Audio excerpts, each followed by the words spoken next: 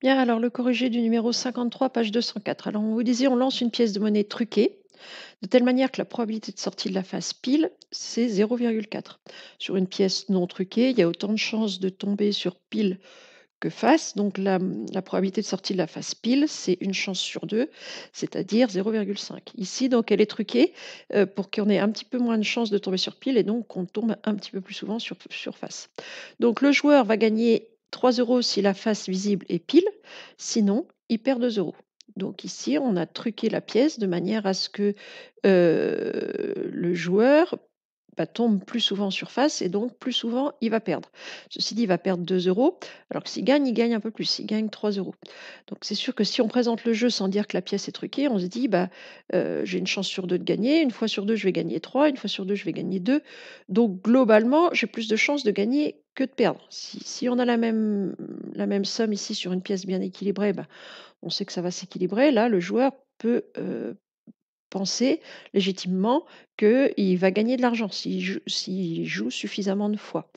Donc ici, la question qu'on va se poser, effectivement, ça va être la dernière question, c'est est-ce que ce jeu est équitable? C'est-à-dire que est-ce que le fait d'avoir truqué la pièce comme ça va effectivement faire que le joueur va perdre, ou au contraire que de toute façon, l'écart entre le 3 euros et le 2 euros est tel que finalement, de toute façon, il a plus de chances de gagner de l'argent que d'en perdre.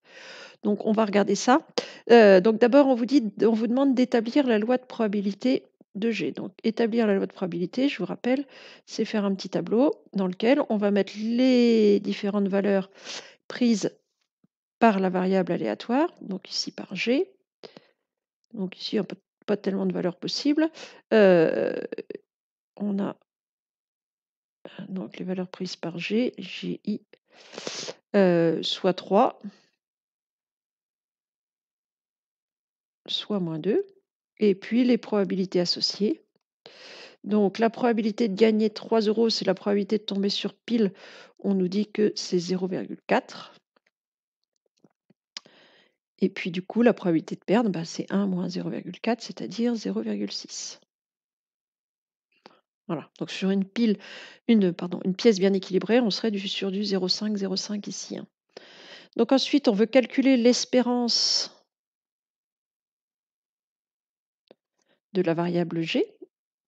Donc l'espérance, ça marche comme tout à l'heure, c'est comme dans l'autre exercice. Donc je multiplie les valeurs prises par ma variable par leur probabilité et je fais la somme. Donc je vais faire 3 fois 0,4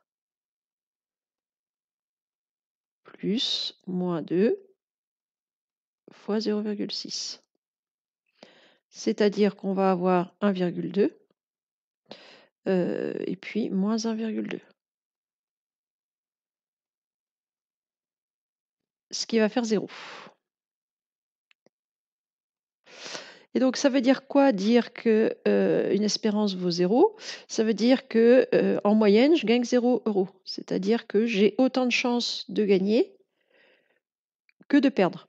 Quand on vous demande si un jeu est équitable, la réponse va être oui à partir du moment où l'espérance vaut 0. Si vous trouvez autre chose que 0, c'est que pour une espérance positive, vous avez plus de chances de gagner, ou pour une espérance négative, vous avez plus de chances de perdre. À partir du moment où on vous dit un jeu est-il équitable, équitable, ça veut dire que l'espérance vaut 0. Ici, en l'occurrence, l'espérance vaut 0. Ce qui veut dire qu'en moyenne, on gagne 0 euros, donc on a autant de chances de gagner que de perdre de l'argent. Autant de chances. Alors, si on joue un grand nombre de fois, hein, si on joue qu'une fois, on a plus de chances de perdre. De gagner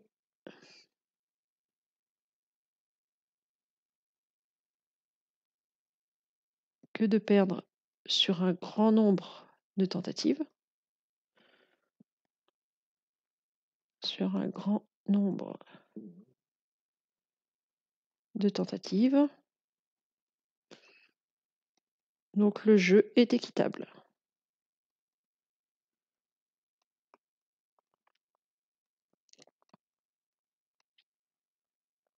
Donc s'il est équitable, il est équitable pour le joueur et pour l'organisateur. C'est-à-dire que là, la personne qui a truqué sa pièce, il aurait pas dû mettre ces gains-là. Alors c'était pour appâter, le joueur, mais du coup, bah, lui-même, l'organisateur a lui aussi une espérance à zéro.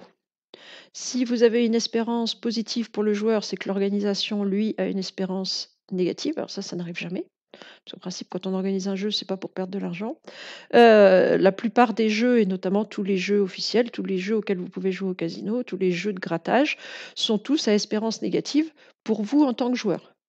Ce qui fait que sur le nombre de fois où, enfin sur le nombre de joueurs, l'organisateur gagne de l'argent, quoi qu'il arrive. Il y a des gros gagnants, certes, mais les gros gagnants ne suffisent pas à compenser le, l'argent, enfin, l'espérance de toute façon, même avec les gros gains, est négative pour le joueur. Tous les jeux, c'est comme ça.